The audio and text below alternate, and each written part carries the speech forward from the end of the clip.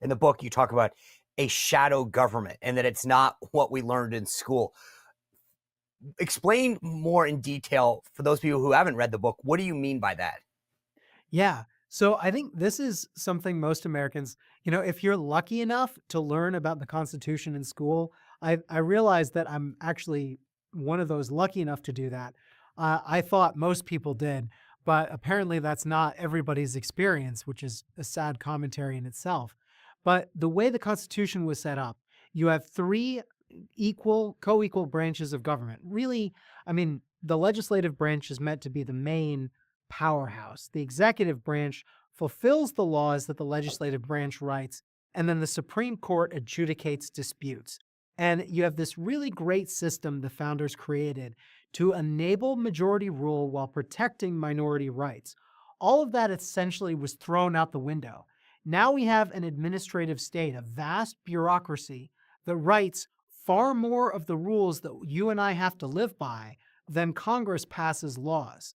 So the bureaucracy passes stacks and stacks of regulation. Congress passes a few laws every year. It doesn't even come close. And this bureaucracy is the institution that these woke activist groups easily infiltrate and influence. And then they use that bureaucracy to force their ideas on the American people. So essentially, what I took away from reading this is it's almost like we're looking at the wrong thing, that everyone tries to influence Congress. But in reality, it's Yes. these woke bureaucrats that are making decisions that impact our lives. And while we're all focused over here, like let's look at what Congress is doing, these woke bureaucrats are have been infiltrated by the likes of these woke groups. Yes. And that's the main I think that's one of the main takeaways. The other aspect, it's really shocking how much influence they could have because we know, and my research showed that there's a revolving door between these woke activist groups and the administrative agencies that are making these rules. And I love how you say we're all focused on Congress, and yet everything we should be focusing on is the administrative state.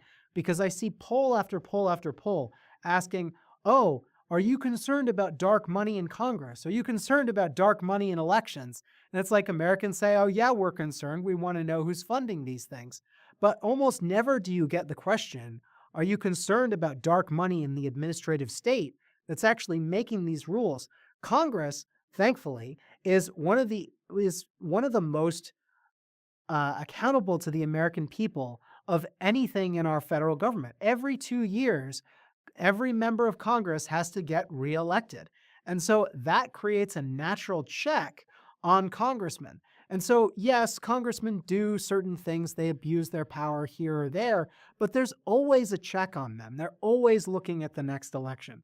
Federal bureaucrats don't have that check.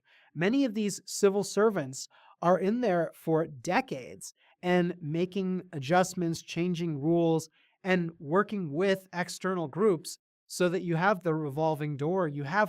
There was a scandal in 2009 where an agency, I think it was the Bureau of Land Management.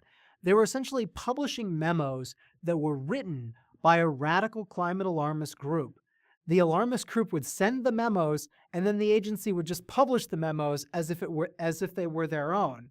And of course, the way that it all got resolved was in lieu of prosecution, there would be administrative action under the Obama administration, which if you trust that, I have a bridge in Brooklyn to sell you.